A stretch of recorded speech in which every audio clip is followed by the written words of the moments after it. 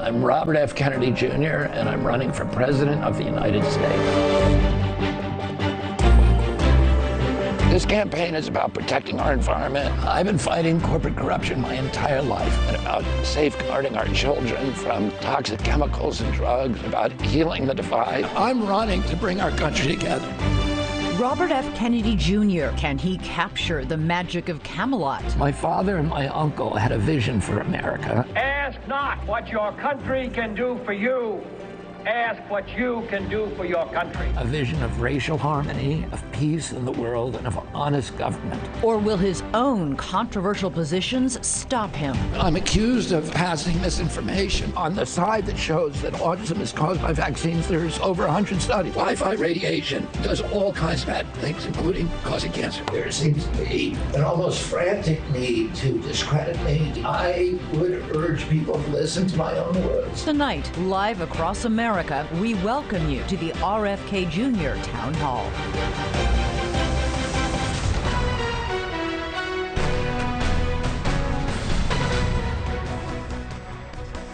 Good evening, and thank you so much for joining us. I'm Elizabeth Vargas. Democratic presidential candidate Robert F. Kennedy Jr. has his sights set on something that hasn't been done in modern U.S. history, beating the sitting president for his party's nomination for the White House.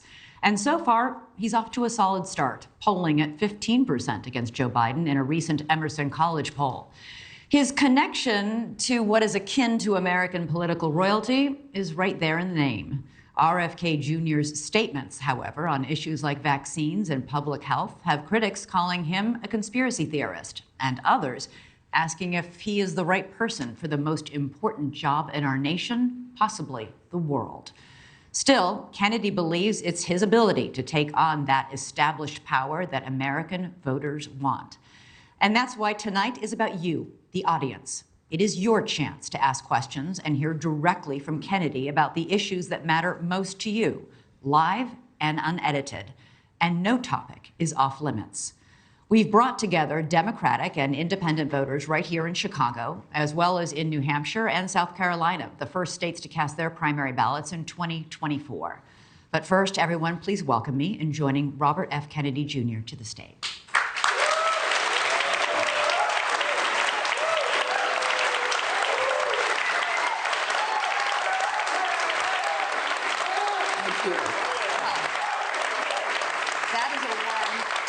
Chicago welcome. Let's get this part out of the way. Your voice is raspy. Why don't you explain to our audience why?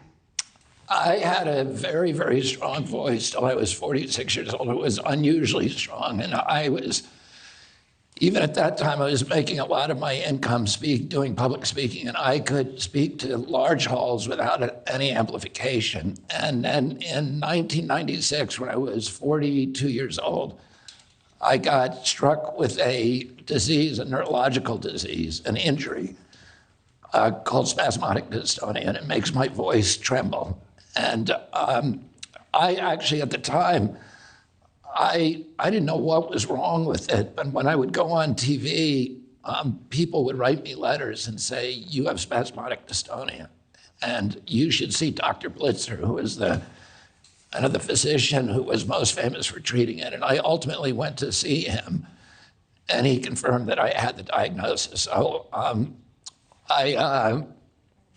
it makes it, I think it makes it problematical for people to listen to me. I cannot listen to myself on TV.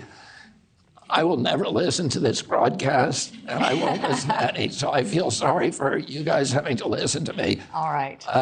But I'll say one other thing, that my throat was much worse, and I went to Japan with Cheryl about 6 months ago and had a novel surgery that they only do in Kyoto, and it made my voice much better, which you probably won't believe, but it was much worse than this before. So. Okay. Well, we have a lot of questions tonight for you from our audience. Let's get started. Before that, though, I want to say you're asking Democratic voters in this room and across the country to do something that hasn't been done in 167 years in this country, to vote out a president of their own party. Not to mention, replace him with somebody who hasn't even held elective office. Why should they take that chance? Well, I mean, I'm running because I feel like my party has lost its way. That the values that my uncle represented, my father represented when they were Democrats, have been neglected, let's say. And I want to try to bring the Democratic Party back to those values, the values that were, in favor of focused on the middle class in this country, focused on labor, on racial, on the well-being of minorities in this country, focused on the environment, particularly on civil liberties and freedom of speech, which the party has seems to have forgotten about. And the party traditionally was anti-war as well. My uncle, President Kennedy, was asked by his best friend what he wanted on his epitaph, on his gravestone, and he said he kept the peace. He said the principal job of an American president is to keep the country out of war. And the Democratic Party has represented those views since its inception. And I think, particularly what we're doing now in the Ukraine is a departure from that. And I don't mean that, I'm very, very sympathetic to the Ukrainian people, and I am not sympathetic to Putin, who invaded the Ukraine brutally and illegally and unnecessarily. But we have neglected many, many opportunities to settle this war peacefully. And by the way, my son, Connor, went over to the Ukraine and fought for a special forces unit. He was a machine gunner, and he fought in the Kharkiv offensive. And so I, myself and my family are very, very sympathetic to the Ukrainian people. But I think the way that we have conducted the war is bad for the Ukrainian people, is terrible for the Ukrainian people. This is a story that's been very much in the headlines this week with the failed rebellion in Russia by Putin's own mercenary henchman, Yevgeny Prigozhin. The world held its breath because Russia has more nuclear weapons than any country on the planet. And I want to take us to our first question from Tiani in Manchester, which is about Russia. Tiani? Yes, thank you, Elizabeth. I have heard and read that you believe that Russia has acted in good faith towards trying to resolve the war in Ukraine. And I'm wondering if that is actually your position, and how would you bring peace to the region without emboldening Putin and threatening democratic self-government around the world? Well, that is a bit of a misstatement of what I said. What I said was that in April of 2022, the war began on February 24th, 2022. In April, there was a peace outreach by Putin and Zelensky. And they actually signed a peace agreement and at that time. And Boris Johnson was dispatched by the White House to sabotage that agreement. The Russians were acting in good faith. After signing that agreement, they were actually withdrawing troops from the area around Kiev. So it was clear that they were operating in good faith at that point, and we were not operating in good faith. We should be trying to settle this war through diplomacy. Since then, there have been 350,000 Ukrainian kids that have been killed, and we have turned that nation into a proxy war between a proxy war between Russia and the United States. And by the way, we were told this was a humanitarian exercise. If it was humanitarian, it means reducing bloodshed and shortening the conflict. But when President Biden was asked, why are we over there? He said, for regime change of Vladimir Putin. In April of 2021 or 2022, his defense secretary, Lloyd Austin, said that the reason for America's presence in the Ukraine is to degrade the Russian military and exhaust its capacity to operate anywhere in the world. That is the opposite of a humanitarian mission. That is a mission about a war of attrition in which the people who are dying are Ukrainians. But when you say you would negotiate a solution, what does that look like? Do you award President Putin of Russia part of Ukraine? We know what the solution would look like because the Russians have agreed to the solution twice. Once they agreed to the Minsk Accords, and the the Minsk Accords, which were agreed to by Germany, by France, and by Russia, maintained Donbass as part of the Ukraine. By the way, the Donbass voted to leave the Ukraine 90 to 10, 90% to 10%. Are you talking about the elections last year? No, the earlier elections, and Putin refused to take them. So Putin did not. But let me finish this. The Donbass, or the Minsk Accords, which all those countries agreed on, and then in 2019, Zelensky ran for president for the first time. He's a comedian and actor with no political experience. He won on a peace platform with 70% of the vote.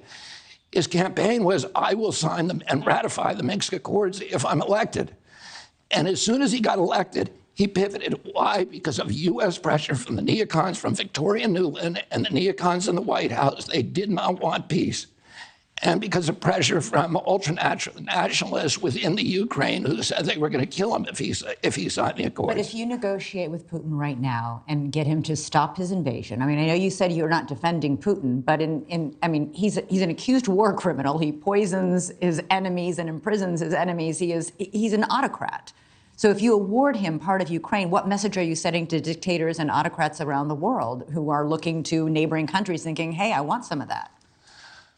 When my uncle was president and his military apparatus wanted him to go to war with Vietnam, with Laos, with Cuba, with the Soviet Union during the Berlin crisis in 1982, he said, you have to put yourself into the shoes of your adversary if we're going to have peace. You have to be able to put yourself in the shoes of the adversary and see the world from their perspective and recognize their legitimate security concerns. Now, we have, through a series of provocations, including unilaterally walking away from the two medium-range nuclear missile treaties with Russia, which we all signed, and President Trump and President Obama walked away from those. We promised in 1992 that we would, after the Russians made a huge concession to us of leaving 400,000 troops out of Germany, allowing us to consolidate East and West Germany under NATO control, which was an adversary army to them. And they said, the one thing we want from you is that you will not move NATO 1 inch to the east. And Secretary of State Baker said at that time, famously, we will not move NATO 1 inch to the east. Since then, we have moved it 1,000 miles to the east and 14 countries, and we put Aegis missile systems in Romania and Poland right near Russia's border. When Russia put nuclear missiles in Cuba, which is farther away than we now have, to Moscow, we would have invaded if they hadn't withdrawn them. My uncle was president then. We would have gone in.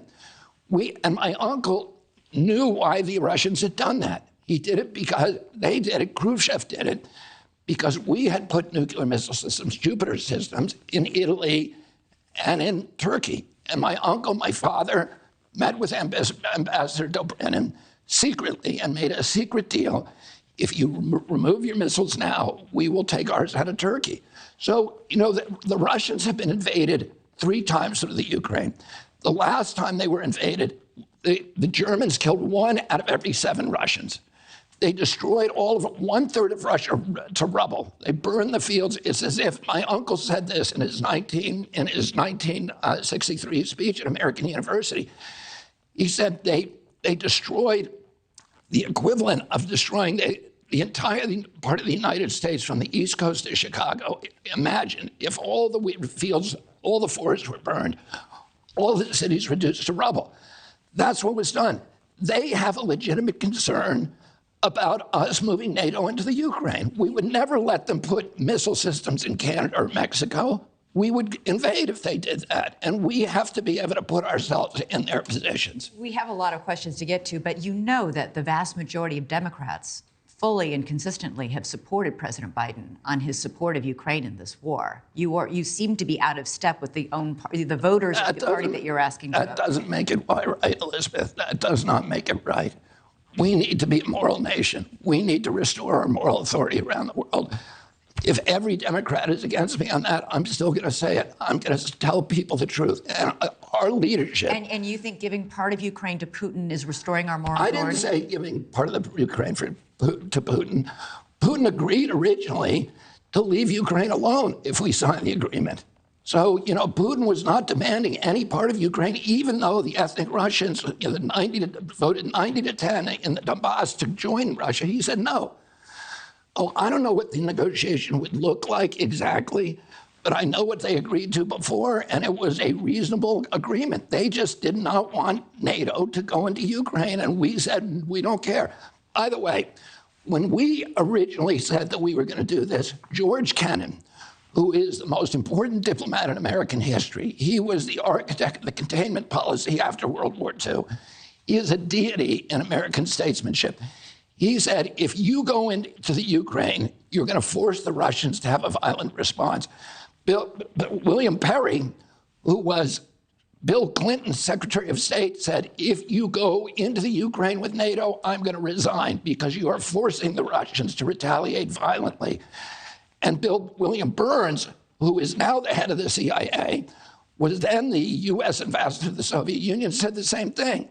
He said, you cannot move NATO into the Ukraine because it is going to force the Russians to retaliate violently. And he called it a red line. He said, if you cross that red line, Russia is going to have to go into the Ukraine. So all of us knew that. All of our diplomats knew that. And the comic book depiction that the American people have been told by their leadership. I want to tell you something. The seats that you're sitting on today, do you know who first had put those seats in here? The very seats you're sitting on. Donahue, Phil Donahue. Phil Donahue was the most important, the most popular daytime host. And do you know what happened to him at the height of his popularity? He told the truth about the Iraq War. He said there are no weapons of mass destruction in Iraq. 2 days later, he lost his job. And that's why those seats are empty. So we have to, and now we all know he was right. So what I'm saying today, I know 10 years from now, everybody's going to understand this is the truth. We have been lied to by our press, by our government, and we need to start hearing the truth, and we need to stop paying attention to these comic book depictions that say there's bad guys and good guys, and America's always the good guy, and we never make mistakes. We have to understand there's nuance, there's complexity in our relationships, and we need to be able to put ourselves in the shoes of our adversaries if we're going to have true peace in the world, which we all want. All right, this takes us to a question from Sandy Muller, a stay-at-home mom in Chicago. Might be interesting given what you just said. Your father and uncle were heroes in the Democratic Party. Would they be considered Democrats today? And are you shocked by how you are being treated by the Democrats and their media? I'm not happy about it, but I'm not shocked. I know, people get subsumed in orthodoxies. I believe that the values that I am trying to promote are the exact values that my father and my uncle would have promoted. And I've, written books about my family. I've studied them. I have, the more that I've studied my family, the more I've written and researched them, my uncle and my father, the more proud I am of them. And I have devoted my life to promoting the same kind of values that I think they promoted. And I'm trying to, one of my purposes in running is to remind the Democratic Party of, what we are supposed to represent and what we've always represented. And, people have said to me, why don't you run as an independent? Why don't you? And I say, because I'm a Democrat. This is who I am. This is my identity, but I want my party back. I want my party to be the party that I grew up in, the party of John Kennedy, the party of Robert Kennedy, the party of FDR, and Harry Truman. You say that you're a Democrat, but you're getting a lot of support from a lot of leading voices on the right, like Steve Bannon, Tucker Carlson, Alex Jones, former President Donald Trump. Many Democrats fear that you're a spoiler in the race, that you will damage President Biden in the primary and grease the skids for former President Trump to return to the Oval Office. This week, former President Trump said about you, Kennedy is smart and he's a common sense guy. What kind of man do you think Donald Trump is? Well, here's what I'm not going to do in this race. I'm not going to attack other people personally. I don't think it's good for our country. And I think, what I'm trying to do in this race is bring people together, is to try to bridge the divide between Americans. And guess what? When my dad died and we took this train ride from, this 7.5-hour train ride that was supposed to be 2 hours, I was with him when he died in Los Angeles, and then we brought his body from New York, Penn Station to Union Station and Washington, D.C. And it was a 2.5-hour ride, but it took 7.5 hours because there were 2.5 million people on that train track. And it was the cross-section of America and all of the major urban stations in Trenton, Newark, Wilmington, and Baltimore. There were Black Americans singing Battle Hymn of the Republic. There were whites in the rural areas who are holding up signs, "Goodbye, Bobby," "Pray for us, Bobby," American flag, standing, saluting. 4 years later, and they had supported my father in the primaries in 1968. 4 years later, in 1972, they were not supporting my father, and they were not supporting George McGovern, who was aligned with my father on all these issues. Instead, the vast majority of them were supporting George Wallace. And, my father was able to harness these populist energies. In the last day of his life, he won the most rural state in this country, South Dakota, and the most urban. He was able to bridge the divide among people who would otherwise be Republican, but wanted somebody who was common sense, who was able to appeal to their idealism, who was able to find the hero in each of them, who was able to get them to transcend narrow self-interest and see themselves as part of a community and part of this, incredible American adventure in modeling self-governance for the rest of the world. And so I'm proud that President Trump likes me, even though I don't agree with him on most of his issues, because I don't want to alienate people. I want to bring people together. I'm proud that all these people like me and that I have independent supporters and Democratic supporters, and that I'm able to bring a lot of people. Every Democrat says, I want to end the polarization. But how do you do that without talking to people who don't agree with you? How do you do that without appealing to people? My purpose is to find the issues, the values that we have in common, rather than, focus on the issues and the personalities that keep us all apart. As a lifelong Democrat, as you just said very passionately, will you pledge to support whoever the Democratic nominee is, whoever it is, whether it's you, whether it's President Biden? Oh, of course I'm not going to do that. I'm not going to do that. No, of course I'm not. So listen, if you don't get the nomination, you won't support President Biden? I don't know what I'll do. Let's see let's see what happens in this campaign. Let's see, if people are living up to Democratic values and having debates and having discussions and, talking to each other, but I'm not going to buy. And if you feel that's not happening, would you then support a Republican or run as an independent? You know what? My plan is to win this election, and I don't have a plan B. Okay. We are in Chicago, which will be the host to the Democratic National Convention next summer.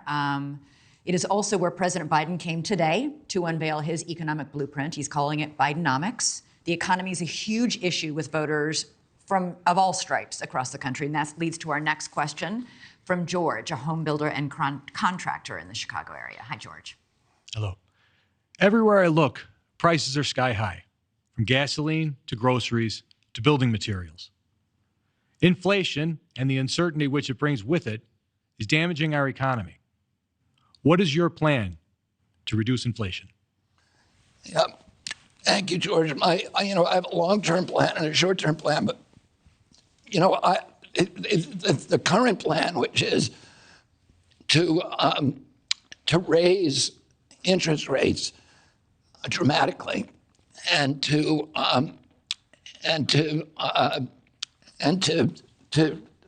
end the quantitative easing, I think, is really doing tremendous damage. I was in Cleveland yesterday meeting with African-American business people in a community called the Lee Harvard community.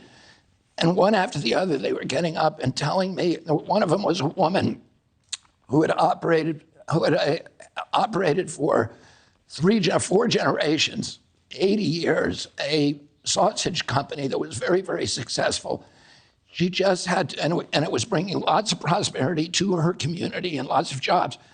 She just had to close it down because she couldn't get a bank loan. She couldn't get a bank loan because the interest rates are high, and the little banks, the ones that will loan to small businesses, their treasury bills have now been degraded in value, and they're scared about their targets for takeover. Their stocks have dropped 80% because of the heightened interest rates, and they're not loaning money anymore. And there's no money available to people who need it. And so, what we've done, we've sandbagged Americans. You're right. And why do we have inflation? We have inflation because of the continuous wars. Wait, what specifically would you do to lower inflation? Well, number one, I'm going to wind down the American empire and start. We've spent $8 trillion on the Iraq War and the wars that followed, and we spent $16 trillion on the pandemic. On the lockdown. The lockdown cost us $16 trillion, and we got nothing for it. We got nothing for the Iraq War. We end up killing more Iraqis than Saddam Hussein. But we I'm created talking ISIS. about what people are in the grocery stores tonight. What are you going to do to bring down the prices of the food and the gasoline that they're paying for, in the immediate future? Well, the only way that we can do that is by reducing inflation. And inflation is not going to be reduced overnight. What we need to do is stop spending money on things that we can't afford. We're borrowing now $1 billion a day from the Chinese and the Japanese in order to fund the debt. The debt this year is going to cost us $660 billion, more than $500 billion just the service on the debt. We're not going to end that problem overnight, but we got to recognize that we've got to stop. We've got to stop. We're sending $113 billion to the Ukraine. The entire budget of CDC is $12 billion. The budget of EPA is $12 billion. Well, 57% of Americans could not put their hands on $1,000 if they have an emergency in their family. 25% of Americans are hungry. Oh, I have a friend who was on food stamps. He's a commercial fisherman. He's worked his entire life, worked to the bone, created a business, gave it to his son-in-law. And he was injured. He's on permanent disability. He was getting food stamps, $283 a month. And those food stamps are now worth a lot less because the inflation from paying for the wars caused 76% rise in dairy, milk, and eggs over the past 2 years. On March 1st, he got a robocall from the government saying that his food stamps are being cut by 90%. So he was getting $283 a month, which you can't feed yourself on $9 a day. He's now getting $23 a month, trying to feed himself on 80 cents a day. That same month, 30 million Americans got that call that month in March. Another 15 million had their Medicare cut. That same month, we printed $300 billion to bail out the Silicon Valley Bank, and we topped off Ukraine at $113 billion. Oh, we have money, plenty of money for the big shots who need their bank bailouts and for any war that comes along. But if you took that $113 billion that we've given to the Ukraine and spent it here, we wouldn't have to cut $1 from food stamps for that 30 million Americans. And we're acting like an alcoholic who's, behind on his mortgage, and he's taking the milk money and buying rounds for strangers at the bar and thinking he's making permanent friends. And all of these money that we're spending on the military is not making us safer, and it's not making us friends abroad. We spent $8 trillion on these wars in Iraq.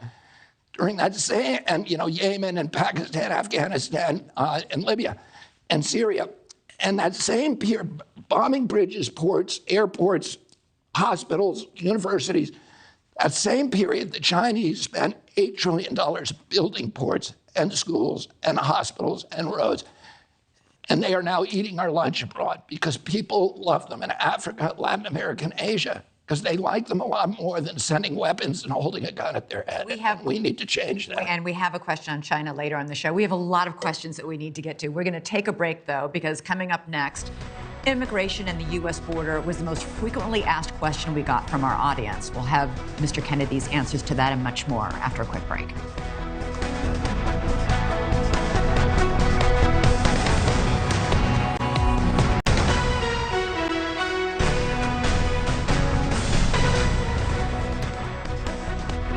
Welcome back. The vast majority of questions we got from our audience concerned border security.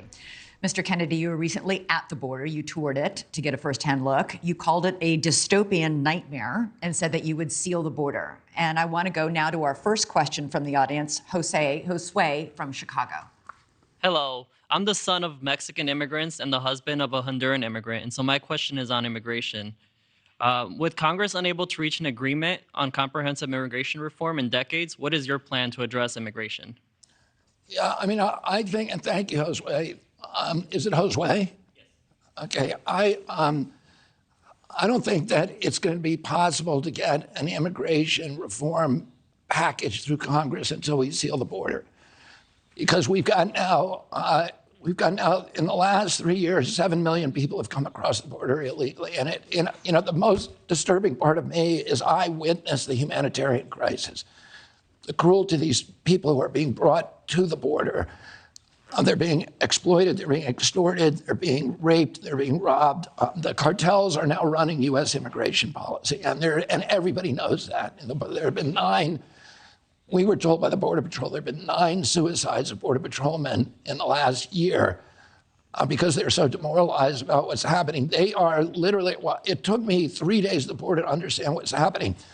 The first night I watched, I got there at 2 o'clock in the morning, stayed there until about 4, and I watched just hundreds and hundreds of people coming across. The first group was about 60 African men from West Africa, mainly from Cameroon. I thought I was going to see Central Americans and, Guatemalans and Salvadorians, but I didn't. We only saw, in the whole night, there was only 2 families from Latin America, one from Colombia and one from Peru, and all of them had been brutalized and every penny taken away from them. The rest of them were from Azerbaijan, Uzbekistan, Kazakhstan, Tibet, Nepal, Pakistan, and many, many from China. The cartels are now advertising all over the world that there's an open border, and they are bringing people in. They give them videos about exactly what to do. They fly to Mexico. They're given visas there, internal visas in Mexico. They go from Mexico City on a plane to Mexicali. They're loaded on fleets of buses and then brought to the border. They cross. The only role of the Border Patrol is to stamp them in and check if they have a criminal record. If they don't, they are brought to the airport and they are given a ticket to any city in the United States that they want to go to. Well, they have to demonstrate need and apply for asylum. No, they're given a court date. And the court date is a cursory court date. It's like an arraignment. And their real court date, which they're not going to show up to, is 7 years later. So they're essentially given a 7-year pass to stay in this country. So how would you seal the border?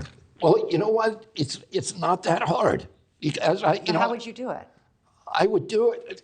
I mean, there's a number of things that you have to do.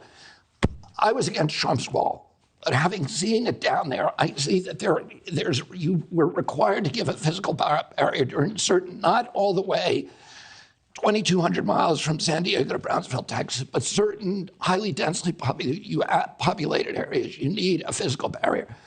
But in the hinterlands, in the wilderness areas, you can use sensors like they do in Israel, like ground sensors and towers. There's all sorts of AI breakthroughs too. But you would rebuild, you would resume the building of Trump's border wall? Well, a lot of it now has been rebuilt. Mayorkas, who's the DHS secretary, recognized that the gaps in that wall, that we shouldn't have left them. But it's not so much the wall, it's the other censoring devices that were all ripped up, which I'm very embarrassed to say by this administration, by the Democratic administration. And also the policies were changed so that the presumption is everybody gets in. And I witnessed it myself. And we can't have Well, that. everybody's not getting in. Yes, everybody gets in. There are crowds of people waiting to try and apply through the new app that the Biden administration has set up. They're setting up. As for legal immigration. Oh, you're talking about illegal immigration. I'm talking illegal immigration. Everybody gets in. I watched it. 7 million people have come in. Just the one little section I was at in Yuma, there's 350,000 people came here before. But I met with the Yuma authorities. I met with the hospitals. I met with the centers that take care of the immigrants who are beleaguered. I met with the Border Patrol and the sheriff, and everybody agreed it could be stopped. It could be wound down to what it was before this administration, which was about 25 people a day, which is not a big problem. But having now it's 300 to 800 a day. And that, no nation can survive if they can't protect their borders. As president, I will expand legal immigration. I will make it easier, particularly for workers to come across on the H visas, and then, and bring in and have an orderly system that benefits our country. Immigration is good for our country. This kind of immigration is unfair to everybody, and particularly to the immigrants that have been brought here. And then over the long term, the immigrants that have poured in from Latin America, a lot of them are coming up because of policies, wrongful policies that the U.S. has had, the drug wars, the austerity programs, the support of juntas, the war on the poor that we've maintained for so many years, and we need to change those policies as well. You mentioned the drug wars, and fentanyl has been a scourge in cities and towns across America. 107,000 Americans died last year of drug overdoses. The vast majority of those people died from fentanyl overdoses. That leads us to our next question. Felicia is an addiction counselor. She lost her son 10 years ago to addiction. Felicia, hi, what's your question tonight? We are losing the war on drugs. What policies or ideas do you have that would change that?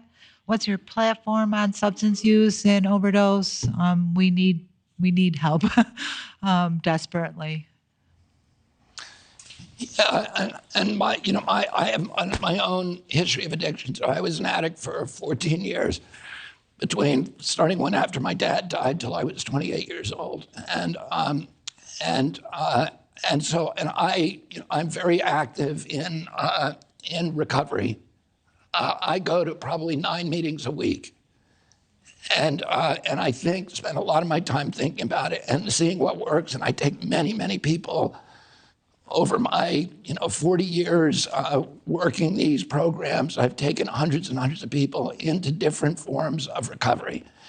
And I have a very good idea of what works and a vision for what we need to do in this country. And we need to make addiction treatment easy, simple, cheap.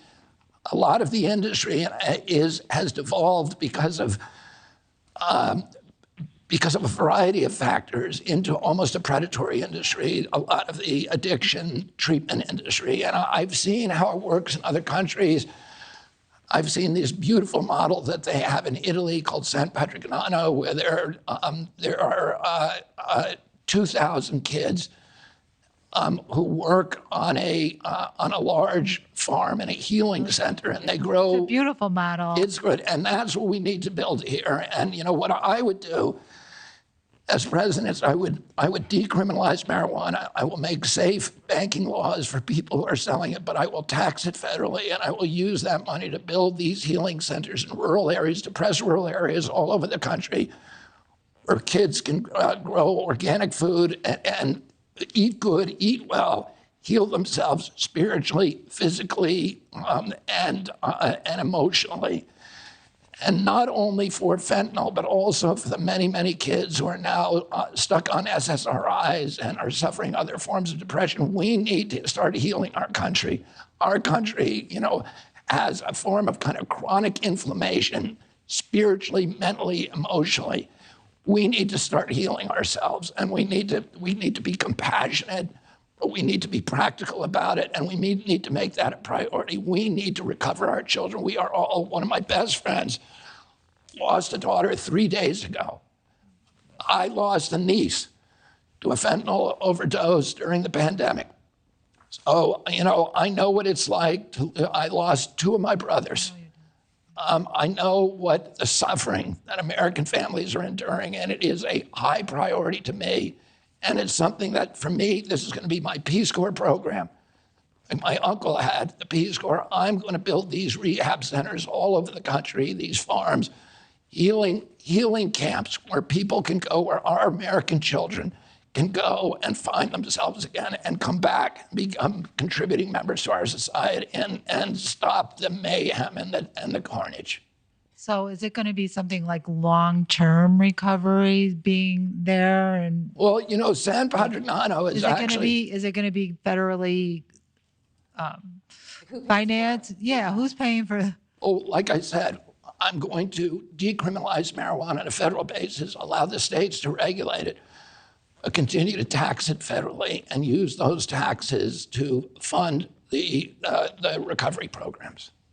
And I would do the same thing for psychedelic drugs, which I do not think should be criminalized. And, you know, You would legalize psychedelic drugs? I would legalize psychedelic drugs, some form of legalization. But they should, you know, there's so much I know personally, and I know, you know, I've read the studies, and there's so many people being helped in different ways by them, and we have to make it easier, maybe to prescribe them, to give them through therapeutically. I don't know about just buying them in stores. I have to look at all that. But in one way or another, we need to make it easy for people to use them in ways that could benefit our children and could benefit everybody. So I've seen it in my own family, the benefits of it. And I've been in recovery for 40 years. I'm a person who would never tell you that the answer is a drug. Right? I'm a person who says, you know, you never can fix what's wrong inside of you with something outside of you, with a substance, a powder, a potion, or a pill.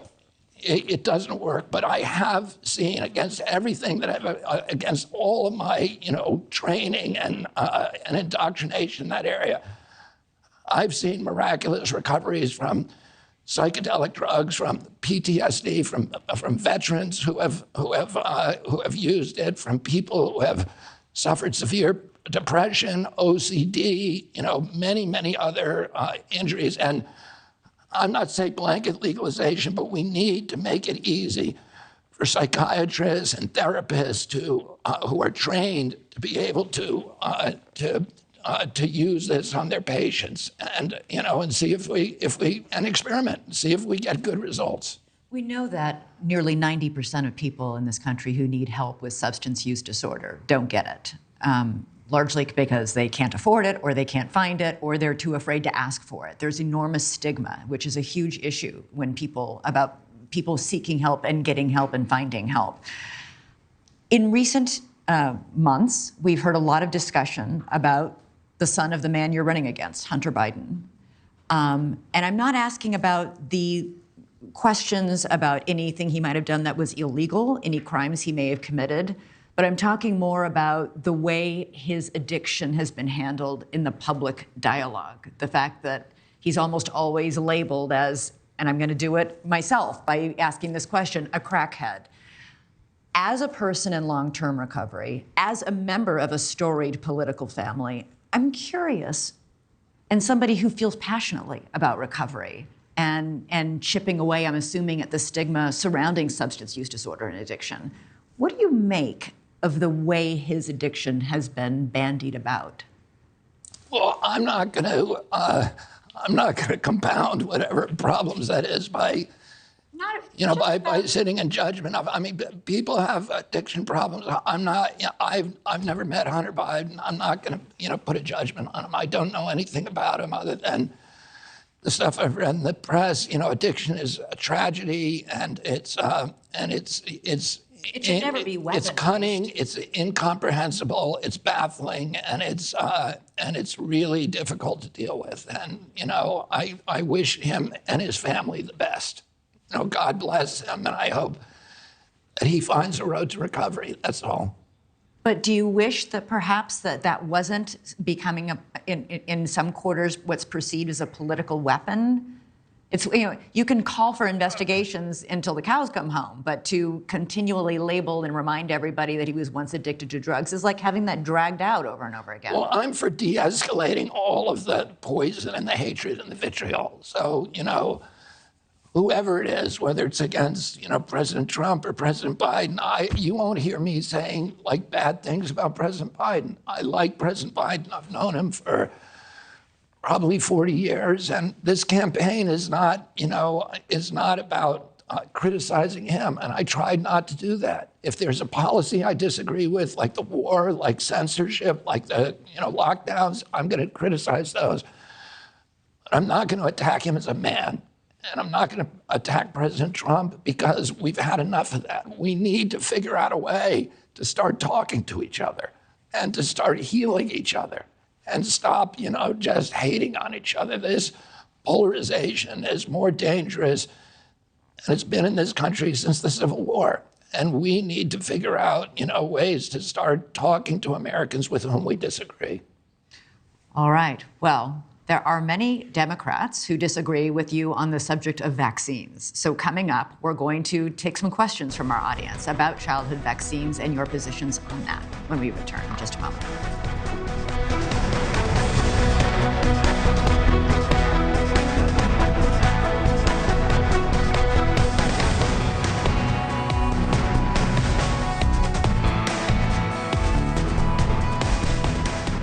News.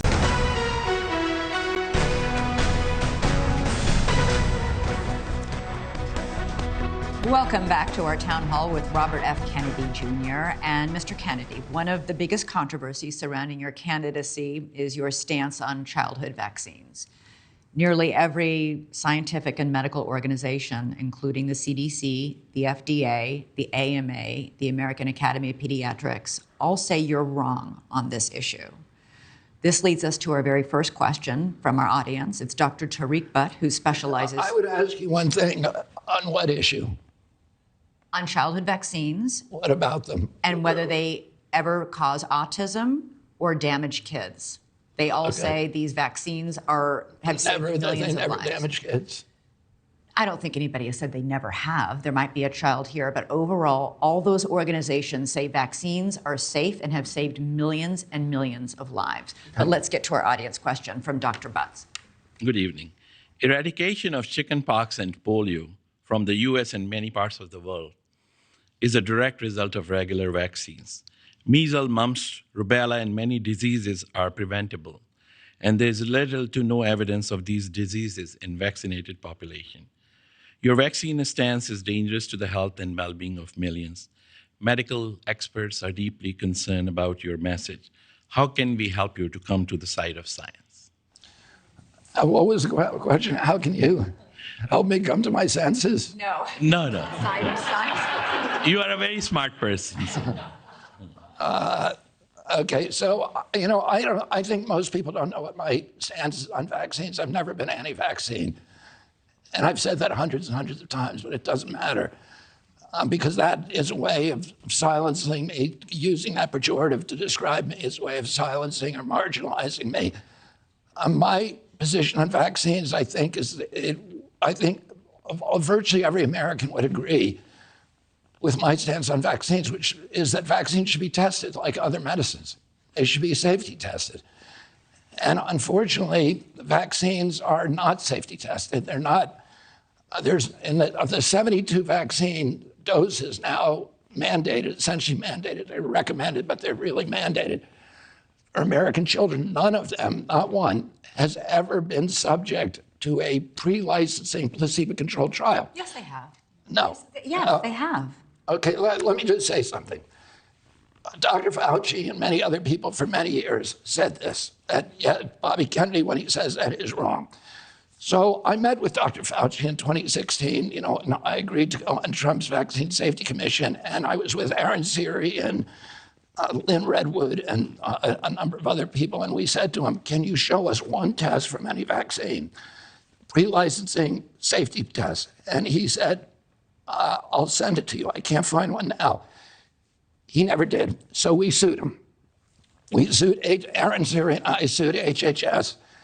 And after a year of litigation and stonewalling, they said that they could not provide a single safety study for any vaccine that is on the childhood schedule, pre-licensing safety study. So anybody who wants to read that can go to to the Children's Health Defense website, and you can read HHS's admission that not a single one has ever been safety tested pre-licensing. Now, what I've said is other medicines are required to do that. And we should have to do that for vaccines. If I'm wrong, show me the test, show me the study. You won't be able to, because there are none. That means that we don't know what the long-term risks are, the risk profile of those products. And I'll give you mentioned chickenpox. So when CDC was thinking of recommending this chickenpox vaccine as mandating for children, they did a study, and the scientist they hired to do that study was a scientist called Gary Goldman, a contract scientist. And he did the study in an isolated place in California called Antelope Valley, a long-term study. And what they find is if you give the chickenpox vaccine, mass vaccinate with chickenpox, it stops chickenpox, but it causes shingles epidemics later on, which are 20 times as deadly as chickenpox. So if you go, nevertheless, despite those studies, we mandated for American children in this country. In Europe, they don't. If you go to the British National Health Service website right now, you can read on that where they say, we do not recommend chickenpox vaccines because it causes shingles epidemics later on. And that's the problem. You can't just look at, you can say that this product is going to prevent this particular disease, but you have to look at the long-term impacts. Vaccines, like other medicines, have injuries that have long diagnostic horizons and long incubation periods that if you do not do long-term studies on placebo-controlled studies comparing vaccinated populations to unvaccinated populations, you won't do it. Let me just give you one quick other example. The most popular vaccine in the world is the DTP vaccine, diphtheria, tetanus, and pertussis. We banned it, we got rid of it in this country because it was causing injuries, brain injuries, severe brain injuries or death to 1 in every 300 children. We used it in the 80s, and that's why there was all this litigation against vaccine companies that precipitated the passage of the Vaccine Act that then gave them immunity from liability. But in Europe, they don't use it. In America, they don't use it. But we give it to 161 million African children a year. So Bill Gates asked the Danish government to support that program and said it saved 30 million lives. The Danish government said, show us the data. He wasn't able to. So they went to Africa and did their own studies. And they looked at 30 years of DTP data. And what they found shocked them all. They found that girls who got the DTP were dying at 10 times the rate of unvaccinated girls. But they were dying of things that nobody had ever associated with the vaccine. They were dying of diphtheria, of anemia, malaria, bilharzia, pulmonary disease, respiratory disease, and pneumonia. And nobody noticed for 30 years that it was the vaccinated girls and not the unvaccinated girls that were dying. And what had happened is these girls were not dying of diphtheria, tetanus, and pertussis. The vaccine had protected them against those, but it had also ruined their immune systems. And they were unable to defend themselves against other just minor diseases that other kids who had hardy immune systems were able to fend off. So that's why you need these long-term studies, and that's why I'm worried that we don't do that here in the United States. And we do have evidence of that, like there are clinical trials, randomized trial, and there's a difference between association and causation, right? Somebody can take a medication and get involved in a motor vehicle accident. It doesn't mean that, that is associated, but it was not caused by medication unless we get to the bottom of it. So many times we should continue to figure out ways to, for the safety of vaccines, of course, and medical community is always looking for that. But at the same time, like we can really come to agreement that vaccines are important. They do prevent those diseases. After all, smallpox was in the world, all around the world. It's not there anymore. Yeah. So there is evidence of that. Then there's diseases, when we passed the Vaccine Act, when I was a kid, there was only 3 vaccines. and I was compliant.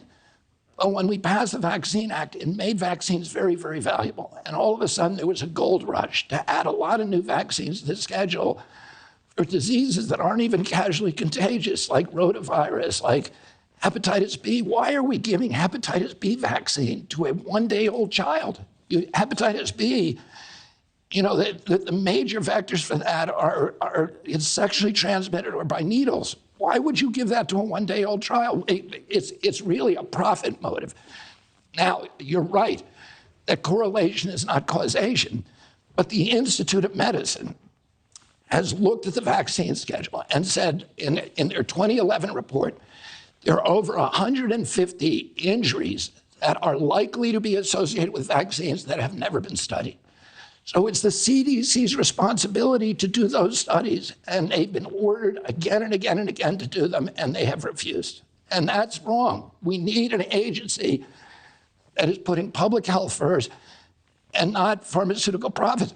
You were talking about the opioid crisis. The opioid crisis, you know, started with the oxycodone. Now it's, you know, fentanyl. But the same companies that got the FDA to lie to us about the addictiveness, lie to every doctor in this country about the addictiveness of oxycodone and get a whole generation addicted. Those are the same companies that make these, you know, other products. And the four companies that make vaccines in this country, Merck, Sanofi, Glaxo, and Pfizer, have paid over $35 billion in criminal penalties over the past decade for lying to doctors, for falsifying science, for defrauding regulators. And we need to keep an eye on them. We can't just trust them. If they say it's a vaccine, you know, we all trust it. We need to have actual science on it. And I think that's all I say. I don't want to get rid of vaccines. If you want to take a vaccine, you should be able to do it. But we need good science, and that's all I've asked for. But so, what do you say to people? I mean, it sounds like you're saying that every scientist, every government, our government, governments around the world, doctors like Dr. Butts are all lying about vaccines. I've never said anything like that.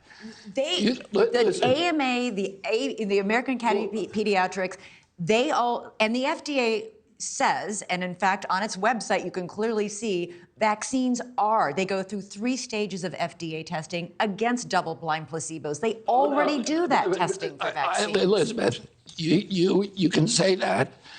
I'm telling you. I'm not saying that. The FDA no, the FDA is not saying that. Yes, because they do on their website. They will not tell you that that there's any vaccine that has ever undergone a long-term placebo-controlled trial prior to licensure. They will not, because it's not true. And you can go to my website and see where HHS says, yeah, there are none. Well, we have competing websites saying different things. Let me say this. I'm not saying the AMA is lying or the doctors are lying. What I'm saying is the FDA does lie. And the FDA lied to us about Vioxx. They knew that the Vioxx was causing heart attacks, but they let doctors believe that it was a medicine that was good, beneficial for headaches and arthritis without telling it that they were going to kill me. And they ended up killing between 120,000 and 500,000. All these doctors and all these scientists around the world who say vaccines are safe and have saved millions and millions of lives. The same people said Vioxx was safe. The same people said opioids, that oxycodone was not addictive because FDA said it and they believe them. And that's the problem. We have a corrupt federal agency that's lying to the AMA, to all of those agencies and all of the doctors, and they believe them. But those agencies are controlled by pharma. That is the problem. And that's what I'm trying to end as president. You know that your own family doesn't support, many members of your own family don't support your position on vaccines. Your brother, your sister, and your niece have all written an editorial saying on vaccines, Bobby is wrong. His work on vaccines is having heartbreaking consequences. What's your response? Your own family thinks you're wrong on this. Does your family agree with everything that you said? Definitely not. You got me on that one. But it does tee up our next question from Kellen here in Chicago. Hi, Kellen. Hello, sir. Thank you so much for being here. As an undecided Democratic voter, I have a few concerns, and I'd like just to hear your thoughts on easing some of those concerns. We just heard about vaccines, that being one of them. Another one being that you have attributed a connection between 5G data and in quotes that it was designed, or that it will harvest our data and control our behavior, end quote. And that also. Can I answer that? Yes, sir. Okay, my concern about 5G is that the RF radiation from 5G is dangerous. It penetrates it disrupts the blood-brain barrier. It also is associated with glioblastomas and other cancers. And it causes a lot of other dramatic health effects. And there are literally thousands and thousands of studies in that. I've litigated on that issue, and I've won in the Federal Court of Appeals. So, you can say it's a conspiracy theory, but the Federal Court of Appeals, I also won a case on Monsanto and glyphosate that it caused non-Hodgkin's lymphoma, and that was called a conspiracy theory. What I've said about 5G is, yeah, it is dangerous. It is underregulated. Other countries regulate it much better than us. And we need to protect our children. We should not be having these antennas on elementary schools. We should be warning people appropriately, do not put that cell phone next to your head. Because, we're seeing this epidemic now of glioblastomas, and almost all of them are connected to the year that you favor the cell phone with. Oh, there's study after study that shows that, and I'm in litigation on that issue right now. And, if we get a fair trial, we're going to win that litigation as well. But again, you're a lawyer and an activist. You're not a doctor or a scientist. Listen, we live in a democracy. We don't have a priesthood here. We don't have high priests who are telling us we're in charge of our own lives. And Americans need to do their own research. And, listen, people say trust the experts. That became a mantra during COVID. I brought over 500 cases, and almost all of them involved a scientific controversy. My job is to read science, to learn it, and to be able to read it critically. And every case I've ever brought, there's an expert on that side and an expert on this side. When we brought the Monsanto case, there were 3 experts from Harvard, Stanford, and Yale. And we had 3 experts from Harvard, Stanford, Yale, and they were saying exactly the opposite thing. Saying trust the experts to me makes no sense at all. Trusting the experts is a function of religion and totalitarianism. It is not a function of democracy. In democracy, we question everybody. We have a lot of questions I want to get to, but before we do, I want to direct our viewers to our website to go deeper on the science of vaccines, as well as Mr. Kennedy's positions on everything from immigration to foreign policy. We have resources available for you online and encourage you to check them out at newsnationnow.com. All right, a big issue. Go to Children's Health Defense, and you can find the other side of the story. You can find the non-government science that often is paid for by the government, but then they deny and disavow afterwards. But you can read a lot more studies. We have a lot more questions. A big issue here in Chicago and around the country is gun violence. And we have a question for you now from Nick here in Chicago. So on May 30th of 2020, I lost one of my best friends, Chris Beatty, to gun violence. And also being a founder and CEO of a tech company that keeps people safe during marketplace transactions, I want to know, how are you going to use the federal resources to slow and or end the epidemic of gun violence in America? Yeah, thank you for that question. For me, it's a very tough question. And I lost my father to gun violence. I lost my uncle to gun violence, and many friends. And so I'm aware and sensitive to the injury that can cause to generational injury that occurs from guns. We have a gun problem in this country. We have a Supreme Court now that has given a very expansive view of the Second Amendment. And I believe in the Constitution, including the Second Amendment. And practically, I do not believe that there is within that Second Amendment that there's anything that we can meaningfully do to reduce the trade and the ownership of guns. And I'm not going to take people's guns away. And because telling the people that I'm going to take their guns away is not practical. It's not. Anybody who tells you that they're going to be able to reduce gun violence through gun control at this point, I don't think is being realistic. And I think we have to figure out other ways to do that. I think we have to figure out other ways to reduce that violence. And we need to, and ultimately my hope is that we can bring Americans together, get them to trust each other, get them to trust their government again, and then we can work out, every American, whether they're Republican gun carrier or a Democrat who is, who believes that nobody should own guns, we all want the same thing, which is we want to keep our children safe and we want to keep our neighborhoods safe. And there are, I think we have to look at what the alternatives are for doing that. And some of the things I've talked about are that we need to look at some of the other causes of the violence. One is the division among Americans and the hatred. We need to reduce that. The distrust of government, we need to reduce that. We also need to look at the contribution, particularly with the school shootings, of some of these psychiatric drugs.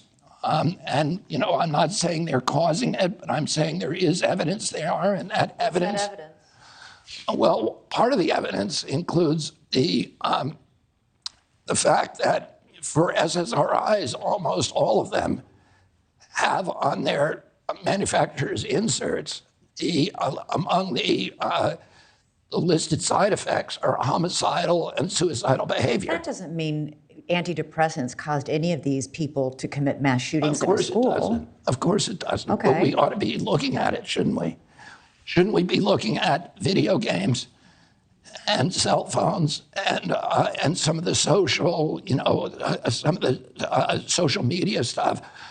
We should be looking at all these things, including the SSRIs. And by the way, there are studies out there that indicate a higher percentage of the people who committed these school violence were on SSRIs. Yeah, well, there are also like tens and tens of millions of Americans on antidepressants who don't commit mass shootings. Well, of course, and there are people who smoke cigarettes and don't get cancer. So, but shouldn't we be looking?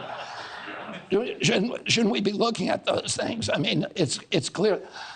Something happened in this country. Something happened that we can't really explain and that we need to explain. And NIH really ought to be explaining it to us, but it doesn't do these studies. It will not do the studies where there may be a big shot as the culprit. Why, when I was a kid, many of the schools that my friends attended had gun clubs in them. And the kids brought their rifles to school every day. And nobody was shooting children.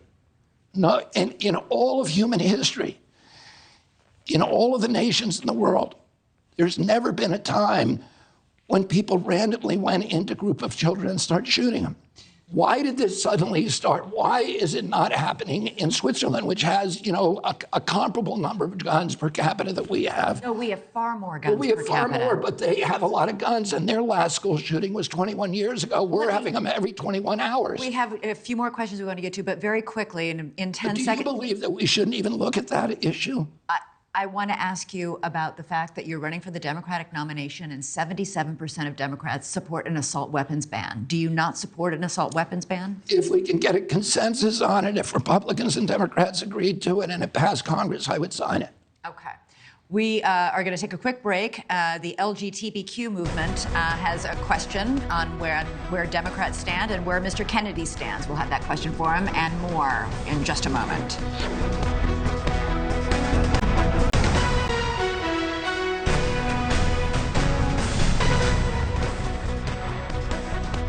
Welcome back. We have a variety of topics we want to get to and a variety of questions in our last few minutes from our audience. We're going to start with James from Charleston. He's a CEO of a social media consulting firm who has a question about the LGBTQ vote. James. Thank you very much, Elizabeth. Mr. Kennedy, I have a question. You recently agreed and then withdrew that agreement to speak before a group named the Moms for Liberty. They are a right-wing group that would like to tell other parents how to do their own children.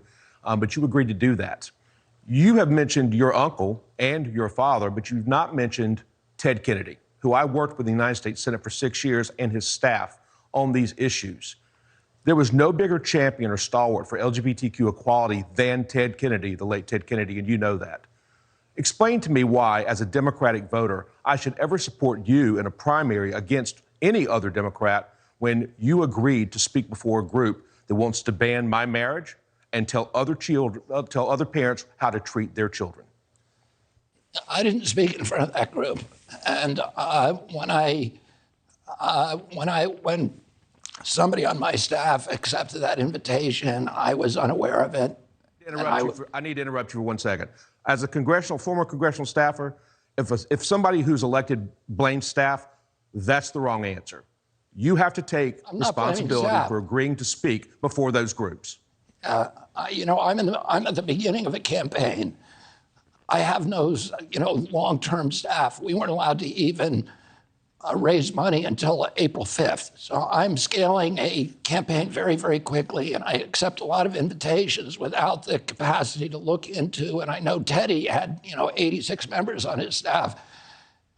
But when, a member of my staff, through no fault of her own, I accepted that, and when I found out that that was their position, I declined to go.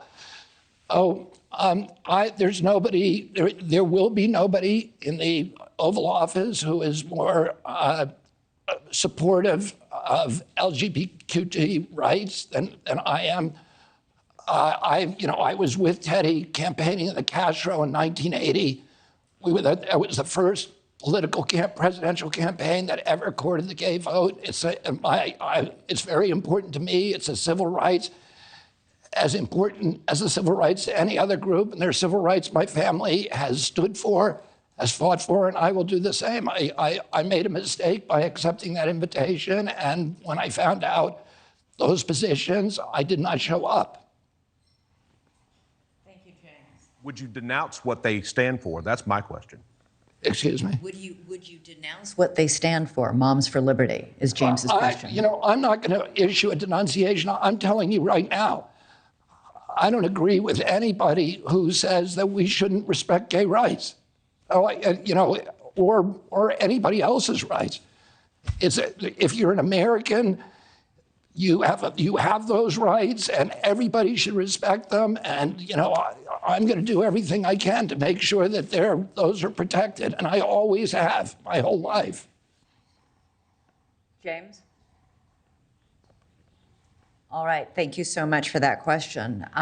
We have another one from Hella, who's a retired patient care representative for a pharmaceutical company. She is in Manchester, New Hampshire. Helen. Hi, thank you for being here. As president, what strategy would you employ to address China's recent ongoing negotiations with Havana about setting up a joint military training facility in Cuba? What I will do as president is to de-escalate tensions with China. I understand. When the Russians went to Cuba, they went into with their missile systems. They went there because we put missile systems in Turkey and Italy, as I said before. We now are putting bases and ships in the South China Sea, where we really and we're escalating tensions every day with the Chinese. There are people, the neocons in the White House, who want a war with China. And I believe that China wants to dominate the globe, but I don't believe that they want a war with the United States. We spend more on our military than the next 10 nations combined. We spend 3 times what China spends. We have 800 bases around the world. China has 1.5.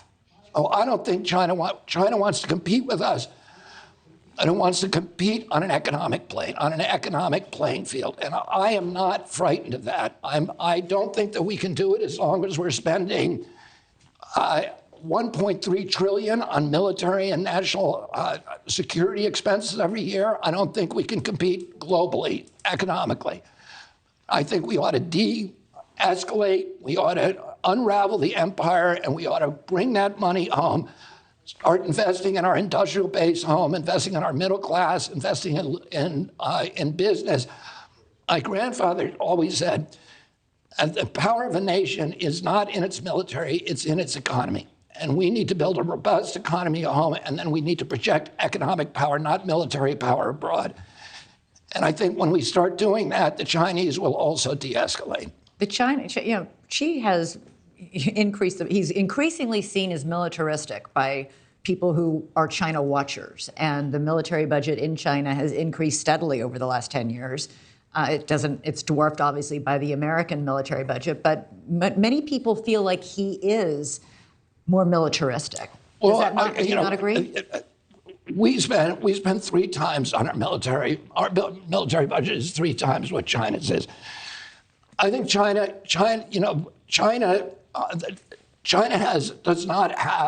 is a poor country next to the United States. They have their